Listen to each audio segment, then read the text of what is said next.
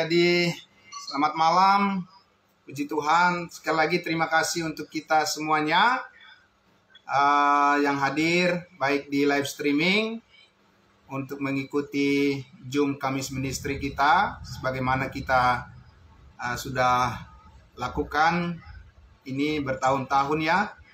Dan kita sangat bersyukur semua kita diberikan kesehatan yang baik. Amin. Puji Tuhan, ya amin, puji Tuhan. Dan sedikit saya menyampaikan kami sangat bersyukur posisi saya saat ini masih ada di Tangerang ya, dari Citra Raya. Saya memancarkan pemberitaan firman Tuhan pada malam hari ini di hadapan Bapak Ibu Saudara semuanya, baik yang ada di live streaming maupun melalui Zoom meeting kita semuanya ya. Baik. Dan kita bersyukur dan kita berdoa supaya perangkat yang kita gunakan bisa lancar dari awal sampai akhir nanti ya. Puji Tuhan ya. Kita doakan campur tangan Tuhan biar ibadah kelompok tumbuh bersama kita malam hari ini bisa berjalan dengan lancar demi kemuliaan nama Tuhan kita Yesus Kristus. Baik, saya akan langsung pimpin doa pembukaan. Mari kita tundukkan hati kita, mari kita berdoa. Segala puji dan syukur kepadamu ya Bapa di surga, Tuhan kami Yesus Kristus, yang melayakkan kami melalui korban penebusan yang dilakukan oleh Yesus Kristus Tuhan kami, menjadi pengganti bagi kami yang dulu kami tidak layak, tapi sekarang kami dilayakkan semua oleh karena kasih karunia Tuhan. Dan terima kasih Tuhan untuk satu hari kesibukan kami, kerjaan, pelayanan, dan apapun yang kami kerjakan hari ini kami percaya karena ada penyertaan kasih Tuhan bagi kami semua, sehingga malam hari ini kami bisa kembali bersama-sama melakukan apa yang menjadi kehendak Tuhan, datang kepada pengetahuan akan kebenaran yang akan terus membimbing hati dan pikiran kami fokus pada pelayanan kami, memuliakan Tuhan, dan juga untuk menjangkau banyak jiwa, memberitakan Injil keselamatan. Yesus Kristus mati di atas kayu salib dan bangkit, menebus kami dari segala dosa dan mengaruniakan hidup yang kekal kepada setiap orang yang percaya. Terima kasih Bapa, diberkatilah semuanya, saudara-saudara kami, orang-orang kudus-Mu, orang-orang percaya-Mu ya Tuhan, yang sudah bersedia hadir untuk tetap setia dan konsisten memberikan diri kami diperbarui akal budi kami oleh kebenaran firman Tuhan. Malam hari ini semuanya sudah hadir, dan yang masih dalam proses untuk bergabung, Tuhan memberkati kami semua, mereka semua. Kami mengucap syukur, menyerahkan pemberitaan kebenaran firman Tuhan dari awal sampai akhir nanti. Jadilah seturut dengan kehendak Bapa di surga. Dalam nama Tuhan Yesus kami berdoa dan bersyukur. Haleluya, puji Tuhan. Amin. Amin. Baik, Bapak Ibu Saudara, saya akan mute dulu sementara untuk kita semuanya, dan biar nanti bisa fokus suara yang kita dengar bersama tentang penjelasan firman Tuhan terhadap topik yang sudah kita share, sudah kita bagikan, dan kita sudah ketahui bersama bahwa malam hari ini kita akan berbicara tentang rahasia yang tersembunyi dan kini dibukakan. Rahasia yang tersembunyi dan kini telah dibukakan. Jadi, apa itu rahasia yang dimaksud, dan di mana tersembunyi, dan bagaimana itu kini sekarang dibukakan. Karena kita sudah beberapa kali berbicara tentang keunikan, keistimewaan daripada pesan yang dipercayakan oleh Tuhan melalui hambanya, yaitu Rasul kita, Rasul bangsa lain, Rasul Paulus ya. Jadi ini adalah keunikannya, keistimewaannya, yang dibukakan oleh Tuhan sampai kepada kita, dan inilah yang menjadi jalan kehidupan kita untuk memuliakan Dia, melayani Dia. Di dalam anugerahnya kita akan memahami bagaimana kasih Tuhan yang sempurna telah tiba, telah sampai pada kita melalui anaknya yang tunggal, Yesus Kristus, Juru Selamat kita. Nah, Bapak Ibu Saudara yang dikasihi Tuhan Yesus, jadi apa itu dan di mana dan bagaimana Rasul Paulus secara khusus menyampaikan tentang rahasia itu? Kita akan langsung saja membuka Alkitab kita dari kitab Efesus. Mari Bapak Ibu, kita buka Alkitab kita, kitab Efesus pasal 3. Ya, ada beberapa bagian dari kitab yang berbeda atau firman pasal yang berbeda dari firman Tuhan yang membicarakan tentang rahasia ini, tetapi malam ini saya mengajak Bapak Ibu untuk melihatnya dari Efesus pasal 3. Efesus pasal 3, ya. Saya akan langsung saja membacakan dari Efesus pasal 3. Jadi Bapak Ibu Saudara bisa mencatat bagian-bagian ayat firman Tuhan yang saya sampaikan, dan saya akan langsung membaca dari pasal 3 ayatnya, mulai dari ayat yang pertama, ya. Kalau judul perikop yang dibuat oleh Lembaga Alkitab Indonesia, di situ rahasia panggilan orang-orang bukan Yahudi. Ya, tetapi kita akan lebih spesifik lagi, rahasia ini apa nih, rahasia nih. Ya, karena sehari-hari juga bisa juga kita mendengar tentang rahasia, ya kan? Ada rahasia pemerintah, ada rahasia keluarga dan macam-macam, ya. Tapi di sini kita lihat bahwa Paulus itu menegaskan kepada kita pengertian daripada rahasia yang Tuhan bukakan kepadanya atau melalui dia, dan itu disampaikan kepada kita orang-orang kudusnya Tuhan. Oke, saya baca dari ayat 1, dikatakan, Itulah sebabnya aku ini, Paulus, orang yang dipenjarakan karena Kristus Yesus, untuk kamu orang-orang yang tidak mengenal Allah. Nah, ini sedikit saya sampaikan, orang-orang yang tidak mengenal Allah di sini bukan berarti jemaat Efesus ini adalah orang yang tidak mengenal Allah. Tidak, mereka sudah disebut di pasal 1 dari Paulus, Rasul Kristus Yesus oleh kehendak Allah kepada orang-orang kudus di Efesus, orang-orang percaya dalam Kristus Yesus. Tentu saja mereka sudah mengenal Allah, tapi sering kalimat orang-orang yang tidak mengenal Allah ini sebagai pengganti daripada kata bangsa-bangsa lain, atau kadang juga diterjemahkan bangsa kafir atau orang-orang kafir, ya. Dalam bahasa Inggris disebut Gentiles, ya. Gentiles itu sering dipertukarkan terjemahannya, ya. Kadang diterjemahkan orang-orang yang tidak mengenal Allah, kadang juga diterjemahkan bangsa lain atau bangsa kafir kalau di dalam terjemahan Alkitab yang lama. Jadi di sini berbicara di mana Paulus menjelaskan secara bangsa, gitu ya. Bahwa dia berbicara bukan kepada bangsa Yahudi. Dalam surat Efesus ini, Paulus tidak berbicara kepada bangsa Yahudi, bukan kepada bangsa Israel, tapi dia berbicara kepada bangsa lain, yaitu kita. Amin. Apa yang dikatakan di situ? Ya. Ayat 2. Memang kamu telah mendengar tentang tugas penyelenggaraan kasih karunia Allah yang dipercayakan kepada siapa? Kepadaku.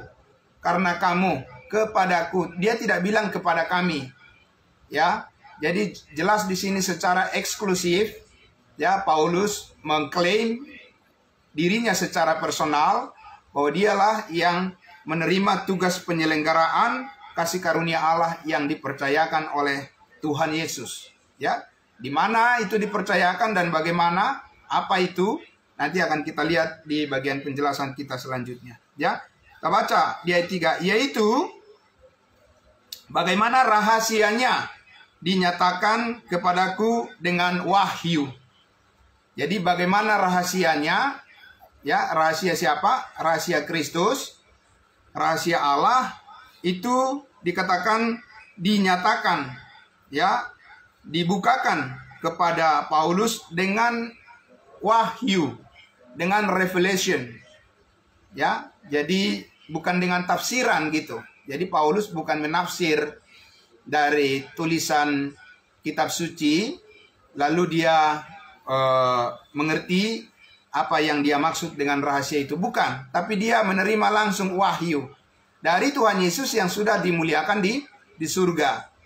Ya, saya sudah beberapa kali menyampaikan, berbeda dengan Petrus menerima tugas penyelenggaraan Injil Kerajaan Sorga yang dia terima dari Yesus Kristus yang hidup dalam secara daging, ya, di dunia ini dulu, dan itu adalah tugas penyelenggaraan yang diperuntukkan bagi bangsa pilihan, yaitu bangsa Israel. Nah, tapi Paulus di sini menerima wahyu baru, menerima revelation dari Yesus Kristus yang dipermuliakan di surga, yang sudah dipermuliakan di surga sesudah dia mati, dikuburkan dan bangkit naik ke surga. Kemudian Tuhan berbicara, Tuhan Yesus berbicara kepada Paulus, ya, kapan dan di mana sebentar akan kita lihat, ya.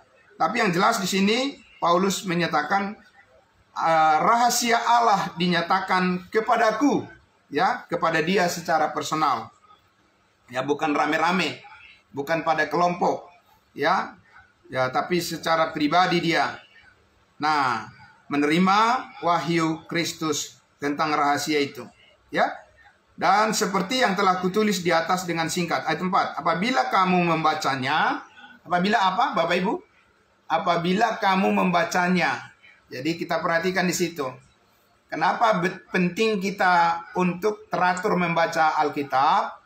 Karena Paulus yang memintanya supaya kita membacanya. Apabila kamu membacanya. Kalau kamu tidak membacanya, lalu apa? Dikatakan di situ. Apabila kamu membacanya, kamu dapat mengetahui, ya, daripadanya. Pengertianku akan rahasia Kristus. Jadi dengan kita membaca firman Tuhan yang ditulis oleh Rasul Paulus, kita barulah dapat mengerti dan mengetahui, mendapatkan sebuah pengetahuan tentang pengertian rahasia Kristus itu yang dibukakan oleh Yesus Kristus melalui Rasul Paulus dan sekarang sampai kepada kita melalui firman-Nya. Ya. Yang pada zaman angkatan-angkatan dahulu tidak diberitakan kepada anak-anak manusia. Jadi Paulus mengklaim bahwa apa yang diterimanya, message, pesan yang diterima oleh Rasul Paulus, pesan Injil, kabar baik, kabar sukacita yang diterima oleh Rasul Paulus itu dari Tuhan Yesus, itu dikatakan pada zaman-zaman angkatan-angkatan dahulu, pada generasi-generasi sebelumnya, tidak diberitakan kepada anak-anak manusia. Nah, atau dengan di bagian lain dikatakan bahwa ini tersimpan di dalam diri Allah. Ya, ini tersimpan di dalam diri Allah. Ya, jadi belum pernah dibukakan, belum pernah diceritakan. Mengenai apa itu? Kan begitu ya. Sebentar itu akan kita bahas, akan kita lihat juga. Nah, jadi dikatakan, tetapi yang sekarang dinyatakan di dalam roh kepada rasul-rasul dan nabi-nabinya yang kudus. Ya, di sini rasul-rasul berbicara tentang Paulus dengan kawan-kawannya, pelayanannya, ya, Barnabas, Silas dan yang lainnya juga, ya. Dan nabi-nabinya yang kudus. Ini bukan nabi-nabi perjanjian lama, tidak, Bapak Ibu. Ya, tetapi ini adalah nabi-nabi di zaman Paulus, seperti yang kita lihat di Jemaat Korintus. Paulus katakan ada karunia nabi, ya kan, nabi bernubuat, ya, seperti juga ada juga Nabi Agabus yang memperingatkan supaya Paulus jangan pergi ke Yerusalem, yaitu, dan Silas juga kadang disebut juga nabi, ya. Barnabas juga kadang disebut nabi juga, begitu ya. Nah, jadi mereka itu akhirnya mengetahui tentang rahasia ya, atau dalam terjemahan Alkitab di versi King James Version, King James Bible dikatakan the mystery, ya. Jadi rahasia itu diterjemahkan dari the mystery. Nah, itu dibukakan sekarang, ya. Dan bagaimana caranya itu dibukakan nanti akan kita lihat, ya. Nah, yaitu rahasia itu ayat 6 dikatakan yaitu bahwa orang-orang bukan Yahudi. Nah, orang-orang bukan Yahudi. Kenapa sih penting di Alkitab selalu disebutkan? Kenapa nggak semua aja, semua orang? Kenapa tidak begitu? Kenapa selalu atau kenapa kita sering membaca di Alkitab ada perbedaan-perbedaan seperti itu? Bangsa Yahudi, bangsa bukan Yahudi, orang bersunat, orang tidak bersunat, kayak begitu-gitu, ya. Kenapa? Karena memang Allah di dalam sejarah telah menyatakan bahwa ada pembedaan yang dibuat oleh Allah antara bangsa Yahudi dan bangsa yang bukan Yahudi. Bangsa Israel, bangsa pilihan, dan bangsa lain yang bukan bangsa pilihan. Ada perbedaan itu. Nah, makanya kita harus tahu perbedaan itu. Ya, kalau kita tidak tahu itu, berarti kita tidak akan bisa paham betul apa rahasia yang dimaksud oleh Rasul Paulus yang dibukakan kepadanya, yang sebelumnya para nabi perjanjian lama belum tahu hal itu, tapi sekarang dibukakan. Nah, ayat 6 yaitu bahwa orang bukan Yahudi. Siapa orang bukan Yahudi? Ya kita. Ya kan, saya bukan orang Yahudi. Ya, saya adalah orang bukan Yahudi, di luar daripada orang Israel. Ya, diberitahukan. Ya, orang bukan Yahudi kepada kita, orang bukan Yahudi, karena berita Injil turut menjadi ahli waris dan apa? Anggota tubuh dan peserta dalam janji yang diberikan dalam Kristus Yesus. Jadi ada rencana Allah sebelum dunia dijadikan, itu sudah disampaikan di pasal 1. Allah sudah merancangkan ada satu program Allah, ya, program Allah yang tersembunyi belum pernah dibukakan, ya, kepada nabi-nabinya bangsa Israel di dalam nubuatan, bahwa bangsa-bangsa bukan Yahudi, orang-orang bukan Yahudi itu akan menjadi ahli waris surga, ya, anggota tubuh, ya, anggota tubuh Kristus tentu maksudnya di sini, peserta di dalam janji yang diberikan oleh Allah di dalam Kristus Yesus. Jadi ada janji yang diberikan oleh Allah di dalam Kristus Yesus. Kalau kepada orang bangsa Israel, kita tahu bahwa janji Allah kepada mereka tentang masa depan mereka adalah sudah lebih dulu disampaikan pada siapa? Kepada nenek moyang mereka, pada Abraham, Ishak dan Yakub. Dan itu bisa kita baca di kitab Perjanjian Lama, kitab Kejadian pasal 12 misalnya, 15, 17, 22 dan seterusnya. Nah, itu bukan rahasia. Ya, itu sudah ada di dalam nubuatan. Ya, tapi yang kepada kita ini sebagai peserta dalam tubuh Kristus, yang itu dinyatakan oleh Allah sebelum dunia dijadikan, karena Kristus sudah ada sebelum dunia dijadikan, karena dia adalah Allah, ya. Sehingga Allah Bapa menyatakan bahwa di dalam Kristus Yesus dulu sebelum dunia dijadikan itu sudah direncanakan bahwa suatu saat akan ada ahli-ahli waris dari bangsa-bangsa lain, dari orang-orang dari bukan Yahudi, menjadi peserta dalam tubuh Kristus. Yang diorientasikan kehidupannya adalah, Paulus katakan di Filipi pasal 3 ayat 20, karena kewargaan kita adalah di dalam surga, dan yang suatu saat nanti itu akan diangkat, ya, akan mengalami pengangkatan atau rapture yang biasa kita dengar, yang mana Yesus akan datang di awan-awan, ya, bukan kedatangan kedua kali, tapi di awan-awan datang menjemput tubuhnya, tubuh Kristus, yaitu yang menjadi ahli waris saat ini di dalam dan peserta di dalam janji Allah dalam Kristus Yesus sebelum dunia dijadikan. Ayat 7. Dari Injil itu, aku telah menjadi pelayannya. Nah, jadi kembali lagi di sini Paulus memberikan suatu klaim bahwa dia secara eksklusif aku. Dia tidak bilang kami, aku, ya. dari Injil itu, Injil apa kita sudah tahu. Dalam Kisah Para Rasul 20 ayat 24 Paulus katakan, aku tidak menghiraukan nyawaku sedikit pun, asal aku dapat mencapai garis akhir, yaitu menyelesaikan tugas yang Tuhan percayakan kepadaku, yaitu menyampaikan kesaksian tentang berita Injil kasih karunia Allah. Nah, itu yang dimaksud Paulus di sini, ya. Dan kita sudah beberapa kali belajar bahwa kepada Yohanes Pembaptis, bahkan oleh Yesus sendiri ketika di bumi ini, dan bahkan kepada 12 rasul Yesus, ya, 12 murid, kepada mereka dipercayakan oleh Yesus Kristus Injil Kerajaan Sorga sudah dekat, dan itu disampaikan kepada umat pilihannya, yaitu bangsa Israel. Dan kepada kita sebagai bangsa lain ada secara khusus disebut Injil kasih karunia Allah, ya, dan itu dipercayakan melalui Rasul Paulus. Maka di ayat 7 itu dikatakan, dari Injil itu aku telah menjadi pelayannya menurut pemberian kasih karunia Allah yang dianugerahkan kepadaku sesuai dengan pengerjaan kuasanya. Nanti akan kita lihat pengerjaan kuasanya ini yang mana maksudnya.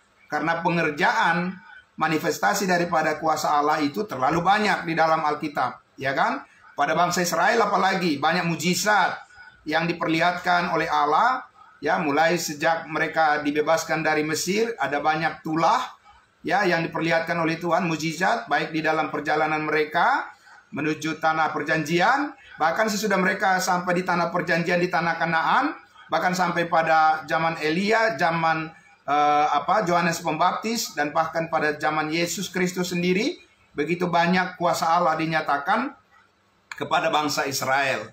Ya, banyak mujizat-mujizat, ya, penyembuhan-penyembuhan dan sebagainya. Nah, kuasa yang mana yang dimaksudkan oleh Paulus sebagai dasar yang dijadikan oleh Allah, oleh Yesus Kristus untuk menyatakan berita rahasia Injil kasih karunia Allah itu kepadanya. Dasarnya yang mana? Begitu, ya. Kalau dasar daripada kuasa Allah, sekali lagi, untuk menyatakan kehendaknya kepada bangsa Israel, itu sudah jelas adalah yaitu perjanjian Allah kepada nenek moyang mereka, Abraham, Ishak, dan Yakub, ya. Nah, baik, saya tidak akan lebih jauh lagi ke situ, ya, karena saya ingin mengajak kita untuk melihat di dalam Kisah Para Rasul 9, ya, untuk menjawab pertanyaan yang sudah saya sampaikan tadi, Bapak Ibu Saudara, di mana dan kapan, ya, di mana dan kapan Rasul Paulus itu secara eksklusif dipilih oleh Allah sebagai bejana, dipilih oleh Kristus sebagai hamba Tuhan yang spesial, yang spesifik untuk menjadi pelayan rahasia Allah yang dibukakan melalui wahyu, ya, revelation, yang disampaikan oleh Yesus Kristus kepadanya untuk menjadi pelayan bagi pemberita Injil kasih karunia Allah bagi bangsa lain, ya. Di Kisah Para Rasul 9 akan saya bacakan dengan cepat saja, karena kita nanti fokusnya sebenarnya itu di ayatnya yang ke-15, tapi saya akan membaca supaya kita bisa melihat sedikit gambaran bagaimana pengalaman Rasul Paulus pertama kali dia menerima wahyu dari Yesus Kristus, ya. Dari ayat 1, Kisah Para Rasul 9. Sementara itu berkobar-kobar hati Saulus untuk mengancam dan membunuh murid-murid Tuhan. Ia menghadap imam besar dan meminta surat kuasa daripadanya untuk dibawa kepada majelis-majelis Yahudi di Damsyik, supaya jika ia menemukan laki-laki atau perempuan yang mengikuti jalan Tuhan, ia menangkap mereka dan membawa mereka ke Yerusalem. Ini adalah keganasan daripada Saulus, ya. Sebelum dia percaya, sebelum dia bertobat, sebelum dia diselamatkan, inilah motivasi terbesar dia waktu itu, karena dia di luar iman, dia di luar Tuhan, ya, dia belum selamat. Jadi dia berkobar-kobar mengancam dan ingin membunuh para murid-murid Tuhan. Ayat 3. Apa yang terjadi? Dalam perjalanannya ke Damsyik, ketika ia sudah dekat kota itu, tiba-tiba cahaya memancar dari langit mengelilingi dia. Ia rebah ke tanah dan kedengaranlah olehnya suatu suara yang berkata kepadanya, "Saulus, Saulus, mengapakah engkau menganiaya aku?" Kedengaranlah olehnya, kedengaranlah kepada Saulus suara. Kedengaran dari mana?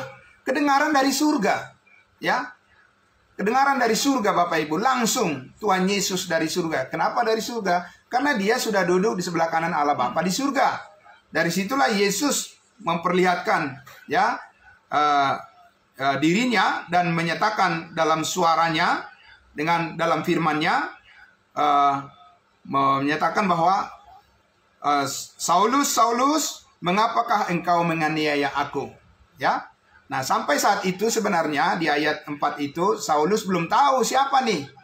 Ya kan? Makanya dia bertanya di ayat 5, jawab Saulus, siapakah engkau Tuhan? Ya. Siapakah engkau Tuhan? Sebenarnya kalau kita baca di dalam Alkitab berbahasa Inggris dikatakan di situ Lord, Tuhan. Siapakah engkau Tuhan? Begitu ya. Nah, katanya, kata Yesus apa? Akulah Yesus yang kau aniaya itu. Nah, itu. Jadi Saulus sebelumnya tentunya karena sudah mendengar bahwa murid-murid itu adalah pengikut Yesus Kristus. Ya, yang mereka sembah sebagai Tuhan dan juru selamat. Nah, disitulah Saulus mendengar pertama kali suara daripada Tuhan Yesus ya. Dan di ayat 6 dikatakan, tetapi bangunlah dan pergilah ke dalam kota, di sana akan dikatakan kepadamu apa yang harus kau perbuat. Maka termangu-mangulah teman-temannya seperjalanan karena mereka memang mendengar suara itu, tetapi tidak melihat juga seorang juga pun. Ya, jadi hanya Saulus yang mendengar dan mengerti ya penyataan revelation daripada Yesus Kristus. Meskipun ada orang di sekelilingnya, ya, tapi tidak mengerti suara itu. Ya, hanya mendengar bunyi saja, katakan begitu. Ya. Nah, kemudian di ayatnya yang ke-8 dikatakan, Saulus bangun dan berdiri, lalu membuka matanya, tetapi ia tidak dapat melihat apa-apa. Mereka harus menuntun dia masuk ke Damsyik. Jadi rupanya dia mengalami kebutaan. Dan kita tahu selama 3 hari itu ya. Ayat 9 katakan 3 hari lamanya ia tidak dapat melihat dan 3 hari lamanya ia tidak makan dan minum. Nah, langsung saja ke ayatnya yang ke 15. Tetapi firman Tuhan kepadanya, kepada Ananias yang menuntun dia, menuntun Saulus ya, karena kebutaan dia pada saat itu secara fisik ya, tapi karena Ananias sedikit ragu apakah benar Saulus yang yang beringas ini benar-benar memberitakan tentang Yesus yang disembah oleh para pengikutnya waktu itu ya, ataukah dia itu pura-pura untuk menyamar supaya dia bisa lebih mudah untuk menangkap orang-orang yang yang menyatakan menyembah Yesus, tapi Saulus di sini ingin menangkap dan membinasakan mereka gitu ya. Jadi Ananias ini sedikit ragulah. Tetapi firman Tuhan katakan di ayat 15, tetapi firman Tuhan kepadanya, pergilah, sebab orang ini siapa? Paulus adalah alat pilihan bagiku. Alat pilihan. Ya, dikuduskan. Itu dengan kata lain, itu dalam surat-surat Paulus selalu dia mengatakan, dari Paulus, Rasul Kristus Yesus yang dikuduskan untuk memberitakan Injil Allah. Jadi, tetapi firman Tuhan kepadanya, pergilah sebab orang ini, Saulus, adalah alat pilihan bagiku, bagi Allah, bagi Kristus. Untuk apa? Untuk memberitakan namaku, nama Yesus kepada siapa? Kepada bangsa-bangsa lain. Nah, itu Bapak Ibu. Jadi sejak awal, Paulus itu dipilih oleh Allah, memang itu dikhususkan untuk memberitakan Injil kasih karunia Allah kepada bangsa-bangsa lain. Serta raja-raja dan orang-orang Israel. Tentu saja, karena kita lihat juga bahwa Paulus ini tentu sebagai orang Israel, dia tidak mau ketinggalan juga bangsanya, meskipun mereka sudah menolak Allah Bapa, Yesus Kristus, dan juga Roh Kudus, tapi tetap Paulus punya beban supaya mereka juga diselamatkan oleh Injil kasih karunia Allah yang diberitakannya. Ya, tetapi yang jelas dia tahu bahwa dari semula Paulus sadar betul dia adalah pelayan untuk bangsa-bangsa lain. bangsa yang tidak bersunat, yaitu kita, ya. Oke, baik. Di sini saya ada lihat apa namanya partisipan kita, August Louis Paul Lalawi dari California, USA. Ya, terima kasih. Can you speak Indonesia? Oh, jelas. Oh, jelas. Oke, thank you. Oke, baik. Terima kasih. Terima kasih, Bapak. Oke, baik. Nah, selamat datang, selamat bergabung di Zoom Kamis Ministry kita malam ini. Terima kasih, Bapak Paul, ya, Bapak Paul dari California. Baik, kita lanjut. Oke, terima kasih. Nah, jadi itu kita lihat, makanya Paulus tadi di kitab Efesus mengklaim secara eksklusif, dia katakan, kepadaku dipercayakan oleh Tuhan Yesus pemberitaan, tugas penyelenggaraan untuk menyampaikan berita Injil kasih karunia Allah. Nah, dari sini sejarahnya kita lihat, ya. Nah, Bapak Ibu Saudara yang dikasihi Tuhan Yesus, maka kita akan lihat lagi ketika dia menuliskan surat-suratnya kepada jemaat-jemaat kudusnya Tuhan, ya, berkali-kali juga Paulus menyampaikan bahwa dia adalah Rasul Kristus Yesus untuk bangsa lain secara khusus gitu. Kita lihat dulu di Roma pasal 11, ya. Roma pasal 11 ayatnya yang ke-13. Oke, Roma pasal 11 ayatnya yang ke-13. Saya akan membacakan Roma 11 ayatnya yang ke-13. Aku berkata kepada kamu, hai bangsa-bangsa lain. Ya, hai bangsa-bangsa bukan Yahudi, gitu ya. Justru karena aku adalah rasul untuk bangsa-bangsa bukan Yahudi. Jadi ini dia penegasan dia lagi, ya. Paulus katakan, aku adalah rasul. Justru karena aku adalah rasul untuk bangsa-bangsa bukan Yahudi, aku menganggap hal itu kemuliaan pelayananku. Ya, jadi secara eksklusif dia mengklaim bahwa dia adalah rasul bagi bangsa-bangsa lain. Bangsa-bangsa yang tidak bersunat. Bangsa-bangsa bukan Yahudi, yaitu kita.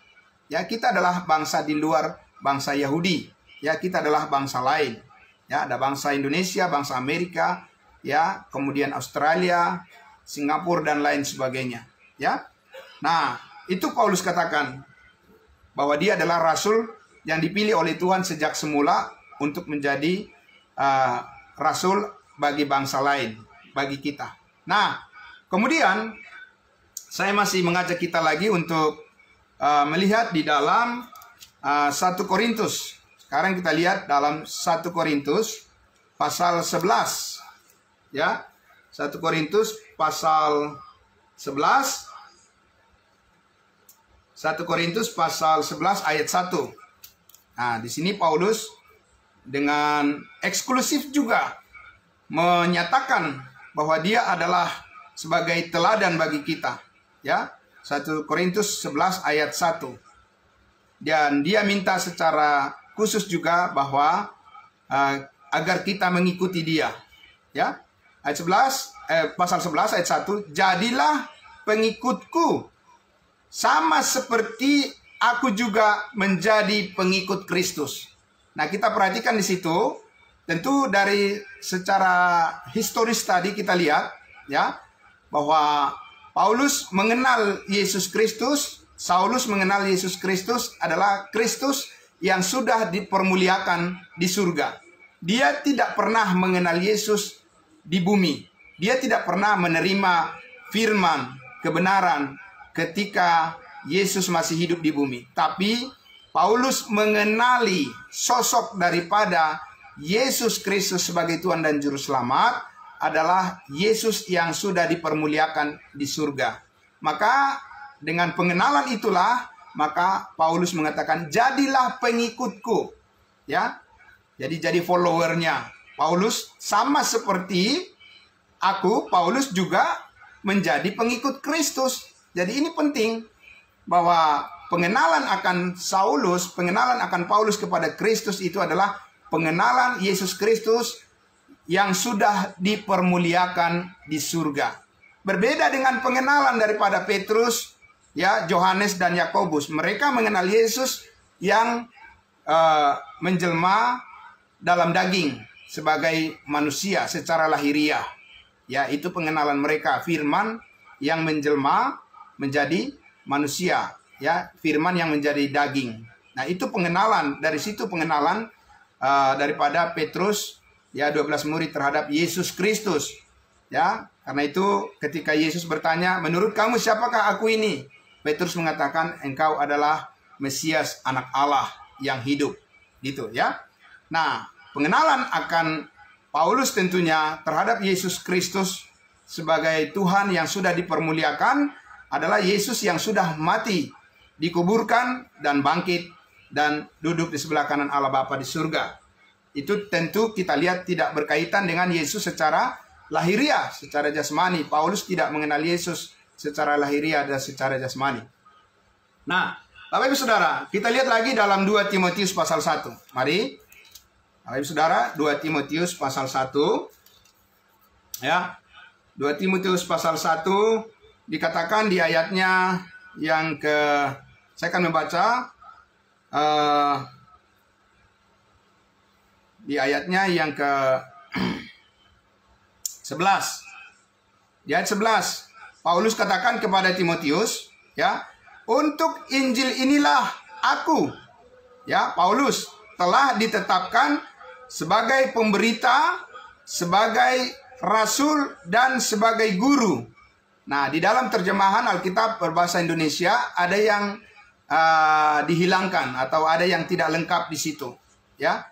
Kalau kita lihat di dalam terjemahan Alkitab yang berbahasa Inggris, misalnya di King James Version, ya, itu kalau kita terjemahkan jadi begini bunyinya. Untuk Injil inilah aku telah ditetapkan sebagai pemberita, sebagai rasul, dan sebagai guru bagi bangsa-bangsa lain. Ya, itu kalau diterjemahkan dari Alkitab, kita perbandingkan dari Alkitab yang berbahasa Inggris, King James Version. Jadi secara konsisten di situ kita lihat Paulus mengatakan dan menyadari, mengakui bahwa tugas yang Tuhan percayakan kepada dia sebagai rasul, sebagai pemberita Injil, sebagai rasul, dan juga sebagai guru bagi bangsa-bangsa lain. Ya, baik, Bapak Ibu Saudara yang dikasihi Tuhan Yesus, karena itulah kita akan melihat bahwa ketika Paulus, ya, memberikan suatu teguran yang keras kepada jemaat Galatia yang pada saat itu menyimpang, ya, menyeleweng dari Injil, inti daripada Injil dan maksud Allah yang semula dinyatakan kepada Paulus, ya, yang sudah diberitakannya kepada jemaat Galatia, tetapi jemaat Galatia itu tidak setia kepada pengajaran yang disampaikan oleh Rasul Paulus tentang Injil kasih karunia Allah, dan mereka kembali kepada pengajaran hidup di bawah hukum Taurat. Maka disitulah Paulus menegaskan kembali, ya, bagaimana dia dari awal menerima pesan atau message yang dia sampaikan bukanlah terusan atau kelanjutan daripada apa yang sudah diberikan oleh Tuhan kepada rasul-rasul sebelumnya, kepada murid-murid Yesus sebelumnya, sebelum Saulus selamat, ya. Nah, kita lihat di dalam Galatia pasalnya yang pertama. Mari kita lihat, ya, Bapak Ibu. Galatia pasal 1 ayatnya yang ke-11 dan 12. Oke. Galatia pasal 1 ayat 11 dan 12. Ya. Oke.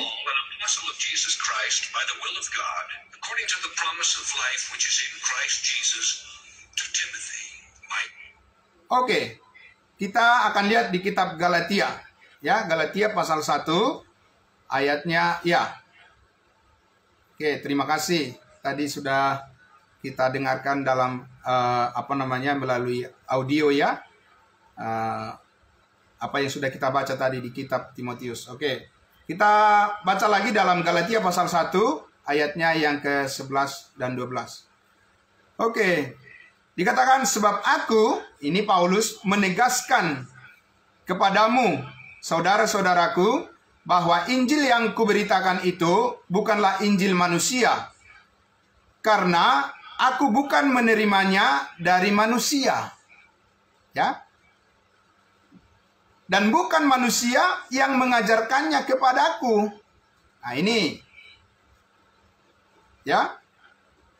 Tetapi aku menerima Injil itu, kabar baik itu, oleh penyataan Yesus Kristus. Penyataan, revelation, wahyu. Jadi itu langsung diterima oleh Paulus dari Yesus Kristus yang sudah dipermuliakan di surga. Jadi, ya, Paulus bukan belajar dari rasul-rasul yang lain yang sudah lebih dulu menjadi murid Yesus. Yang 12 murid yang dipilih oleh Tuhan Yesus secara khusus untuk memberitakan Injil Kerajaan Sorga kepada umat pilihannya, yaitu bangsa Israel. Ya, nah itu jelas sekali di situ.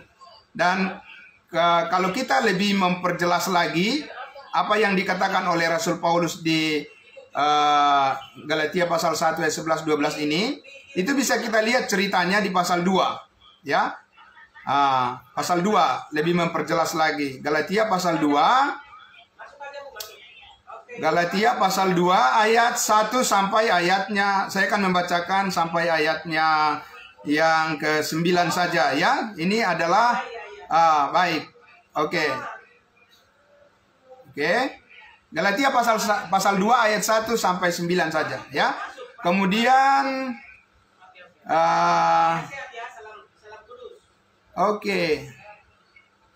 saya baca ya. Kemudian setelah lewat 14 tahun, aku pergi pula ke Yerusalem dengan Barnabas, dan Titus pun kubawa juga. Aku pergi berdasarkan suatu penyataan, ya, melalui penyataan, wahyu, revelation. Jadi ini bukan idenya Paulus sendiri untuk pergi ke Yerusalem, tapi Tuhan berbicara lagi kepada dia. Jadi karena itu Paulus tidak menerima hanya satu kali aja wahyu, pewahyuan dari Tuhan, dari Yesus Kristus kepada dia, itu berkali-kali, ya. Dan ini satu kali berikutnya nih, ya, cerita ini. Ayat 2. Aku pergi berdasarkan suatu penyataan, dan kepada mereka kubentangkan Injil yang kuberitakan di antara bangsa-bangsa bukan Yahudi. Kepada mereka, siapa mereka? Dalam percakapan tersendiri kepada mereka yang terpandang, ya, supaya jangan dengan percuma aku berusaha atau telah berusaha. Mereka yang terpandang, siapa yang dimaksud oleh Rasul Paulus bahwa dia membentangkan, dia mengumandangkan, dia mengajarkan Injil yang dia beritakan di antara bangsa-bangsa lain kepada mereka yang terpandang itu? Siapa maksudnya? Ya, ayat 3. Tetapi kendati pun Titus yang bersama-sama dengan aku adalah seorang Yunani, bukan orang Yahudi, namun ia tidak dipaksa untuk menyunatkan dirinya. Nah, itu dia. Bapak Ibu Saudara tahu bahwa di bawah hukum Taurat tidak boleh orang bukan Yahudi sembarangan masuk ke Yerusalem. Ya. Tetapi di sini adalah sebuah test case tentang bahwa kebenaran Injil kasih karunia Allah itu berbeda dari apa yang disampaikan oleh rasul-rasul sebelumnya. Apa bedanya?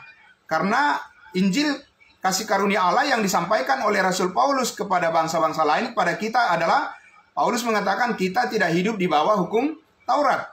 Ya. Sedangkan kita tahu bahwa ketika Yesus Kristus hidup di dunia ini, di bumi ini sebagai manusia, dia hidup menjalankan tuntutan daripada hukum Taurat. Ya. Murid-muridnya juga memenuhi hukum Taurat. Makanya Yesus disunat pada hari yang ke-8. Ya, secara rutin mengunjungi bait Allah dan sebagainya. Tetapi kita lihat di sini bahwa Titus sebagai orang dari bangsa lain, ya, dikatakan bahwa ketika Paulus membawa contoh dari bangsa lain yang tidak bersunat ke Yerusalem, ya, sebagai pusat daripada pemberitaan Injil Kerajaan Surga bagi bangsa Israel, dikatakan tidak ada mereka pemaksaan bahwa Titus harus disunat. Ya, berarti ini adalah tanda-tanda yang pemberitaan Injil yang berbeda yang disampaikan oleh Paulus kepada bangsa lain. Ayat 4, memang ada desakan dari saudara-saudara palsu yang menyusup masuk, yaitu mereka yang menyelundup ke dalam untuk menghadang kebebasan kita yang kita miliki di dalam Kristus Yesus, supaya dengan jalan itu mereka dapat memperhambakan kita. Jadi ada juga yang tidak rela. Ini bukan orang yang tidak percaya. Ini adalah orang-orang percaya di Yerusalem yang menganut sistem hukum Taurat, adat istiadat orang Yahudi. Ya, jadi mereka berusaha juga untuk meyakinkan Paulus, ingin menambahkan kepada Paulus suatu penjelasan bahwa orang-orang dari bangsa lain itu juga harus melakukan hukum Taurat sama seperti mereka. Ya. Nah, tetapi ayat 5 dikatakan, tetapi sesaat pun kami, Paulus dengan Silas dan Barnabas, tidak mau mundur dan tunduk kepada mereka, agar kebenaran Injil dapat tinggal tetap pada kamu. Pada kamu bangsa lain. Ya, pada kamu orang-orang kudus, jemaat Tuhan dari bangsa lain. Agar tetap tinggal. Karena Paulus katakan tadi, supaya jangan percuma aku telah berusaha. Artinya, di tempat-tempat, di jemaat-jemaat, ya kudusnya Tuhan, ya di bangsa lain, jemaat Roma, jemaat Korintus, jemaat Galatia, Efesus, Filipi, Kolose, ya, bahwa Paulus sudah menjelaskan bahwa bangsa-bangsa lain tidak perlu hidup di bawah hukum Taurat, karena itu adalah bagian daripada bangsa Yahudi. Nah, usaha yang sudah diperjuangkan oleh Rasul Paulus itu harus menjadi tetap kebenaran yang membangkitkan semangat mereka untuk hidup di dalam kebenaran Kristus. Ya, nah ayatnya yang ke-6 di sini perlu mendapat perhatian sedikit, ya. Dan mengenai mereka yang dianggap terpandang itu, dia ulangi lagi.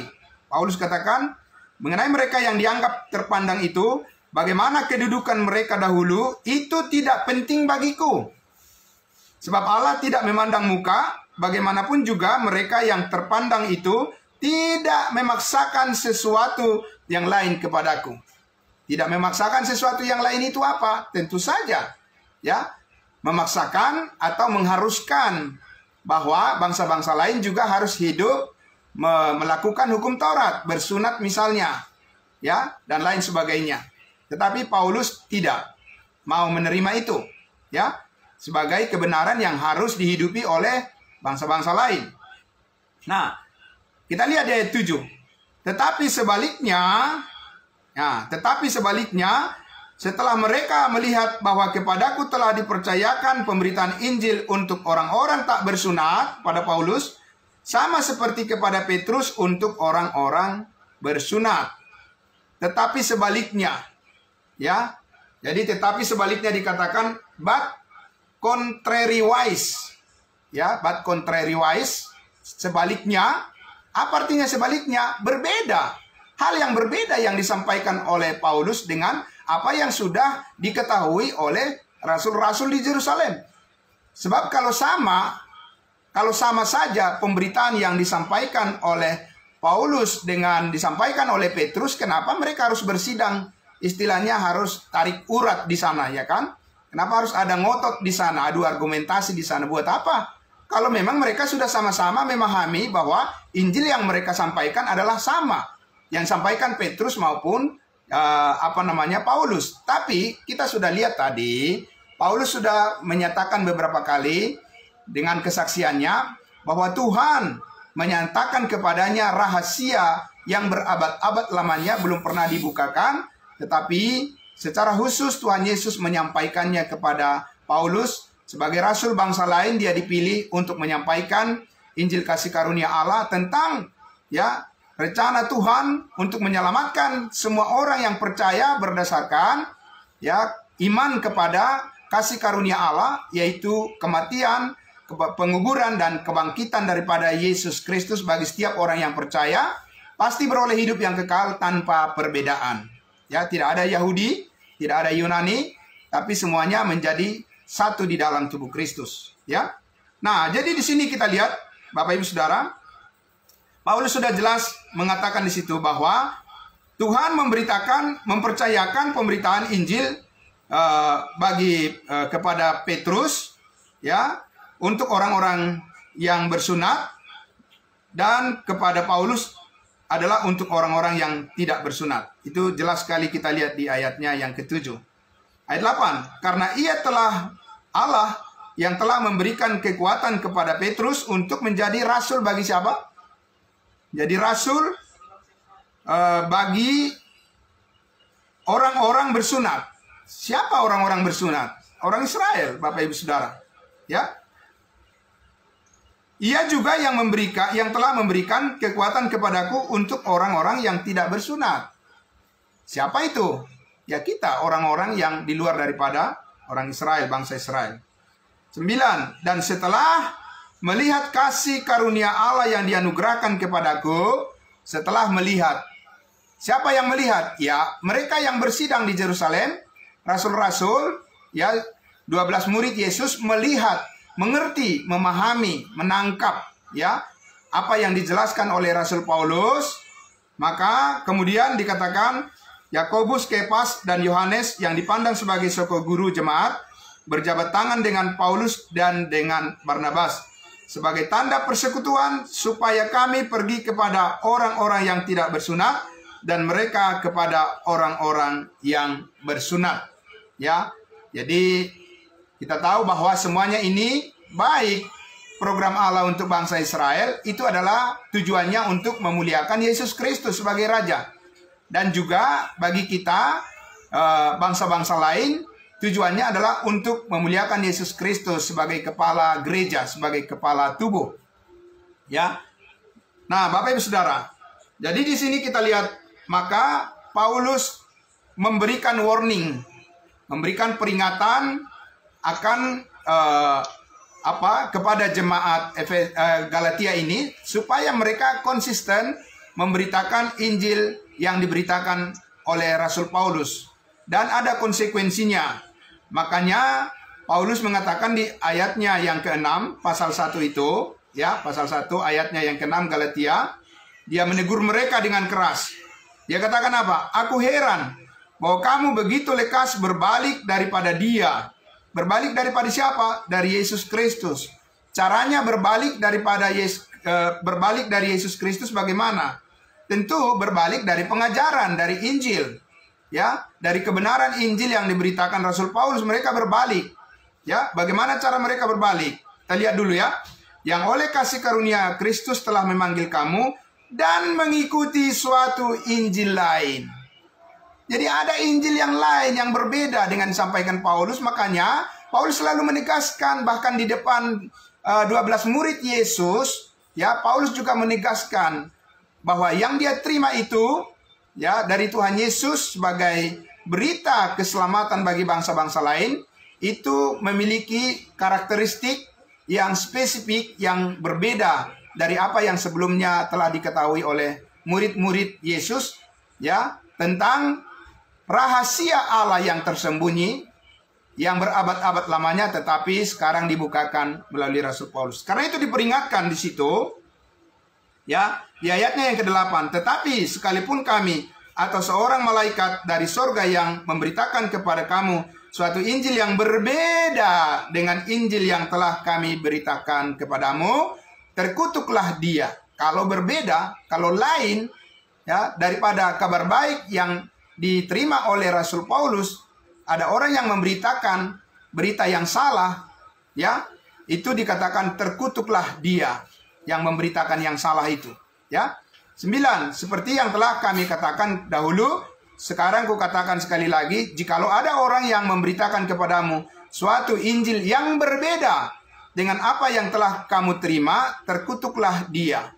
Jadi, Bapak Ibu Saudara, bayangkan kalau misalnya orang tidak mengerti berita Injil yang diberitakan oleh Rasul Paulus secara khusus, secara spesifik. Ya kan? Berarti itu adalah orang yang berpotensi untuk menerima kutuk. Karena berarti dia akan salah dalam memberitakan Injil itu.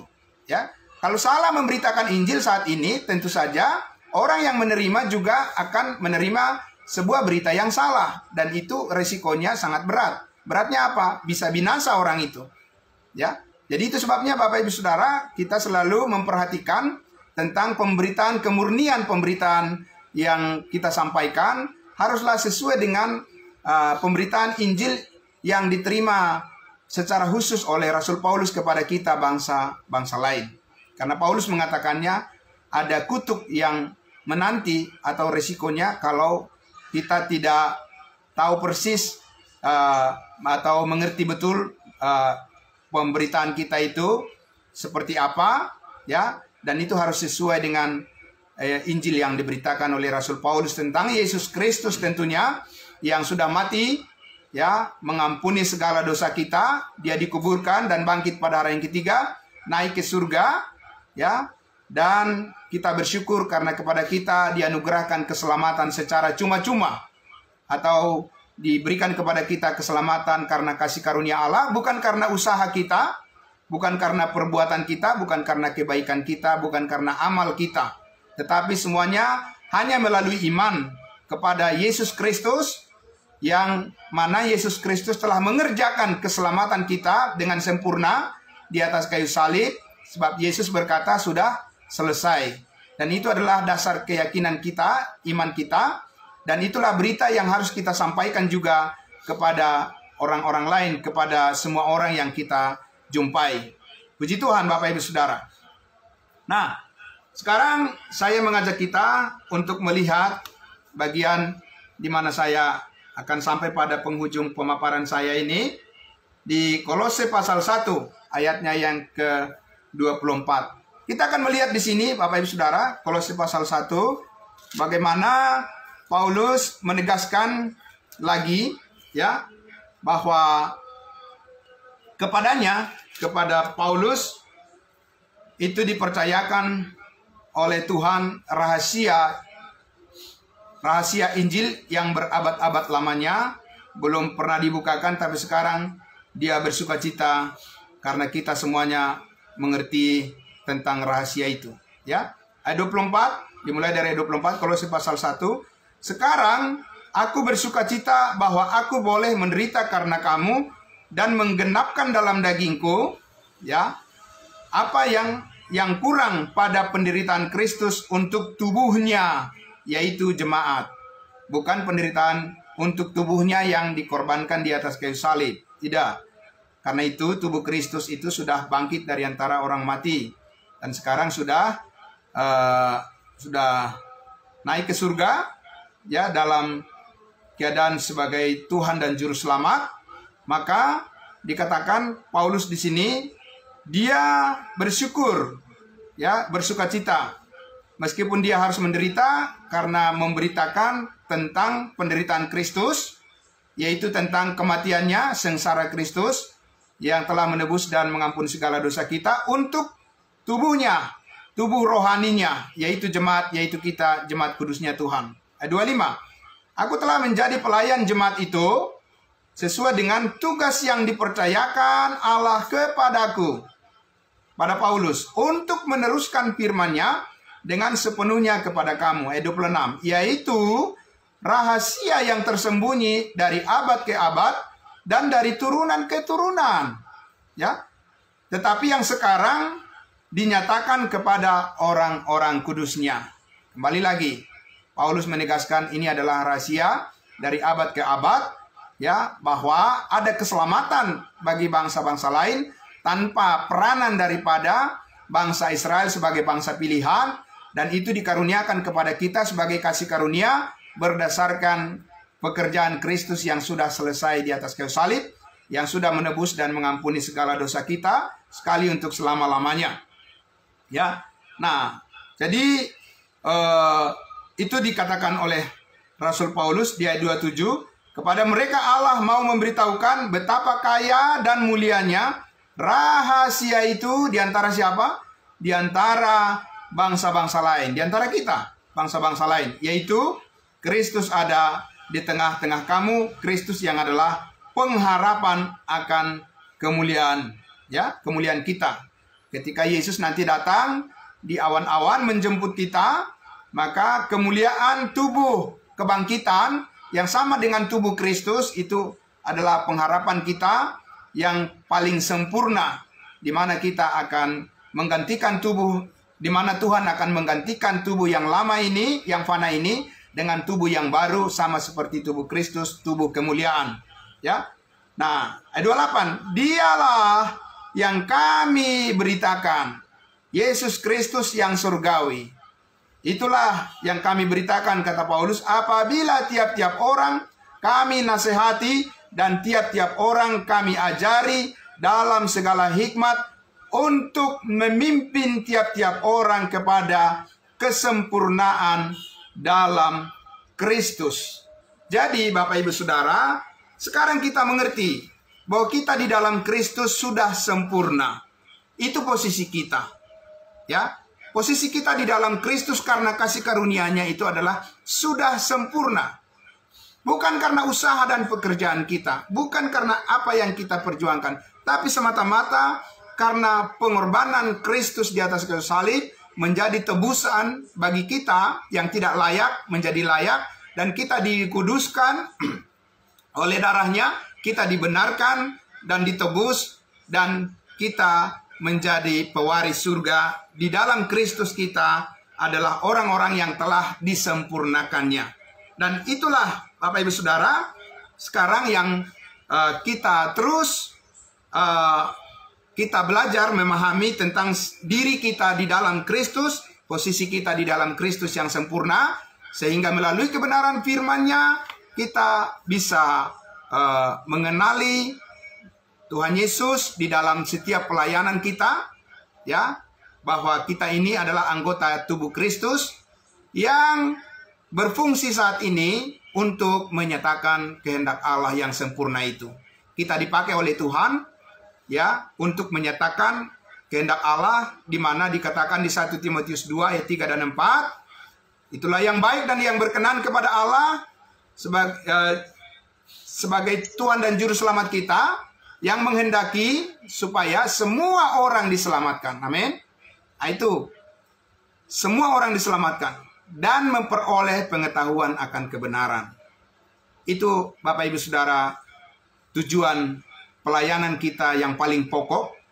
Ketika kita sudah tahu bahwa kita sudah pasti diselamatkan dan dimeteraikan dengan Roh Kudus, maka sekarang tugas kita adalah untuk memberitakan pekerjaan Kristus yang sempurna itu kepada semua orang, agar semua orang yang percaya diselamatkan oleh Allah dan dimeteraikan dengan Roh Kudus. Maka kita terus datang pada pengetahuan akan kebenaran, agar kita dimampukan melaksanakan tugas itu, hidup di dalam kasih karunia-Nya yang sempurna. Amin. Puji Tuhan. Terpujilah Tuhan kita Yesus Kristus yang mengaruniakan kepada kita segala berkat rohani di dalam surga, sebab di dalam Dia kita telah disempurnakan dan kita hidup di dalam kebenaran yang telah sampai pada kita melalui kasih karunia-Nya. Terpujilah Tuhan kita, mari kita berdoa. Bapa dalam surga, terima kasih Bapa di surga, kami sangat bersyukur ya Tuhan, jika pada malam hari ini kami telah melihat bagaimana rahasia Allah yang tersembunyi telah dibukakan melalui firman kebenaran-Mu yang secara spesifik Engkau nyatakan melalui wahyu kepada hamba-Mu Rasul Paulus, bahwa itu disampaikan kepada kami juga melalui firman yang tertulis di dalam Alkitab yang sudah kami pelajari, yang sudah kami percayai, bahwa Kristus Yesus telah berkorban mati di atas kayu salib, darahnya tercurah untuk menebus dan mengampuni segala dosa kami, sehingga kami telah dibenarkan dengan cuma-cuma dan kami dikuduskan, dan juga kami dimeteraikan dengan Roh Kudus sebagai jaminan bagi kami untuk memperoleh seluruhnya apa yang dijanjikan oleh Tuhan akan digenapi dalam kehidupan kami.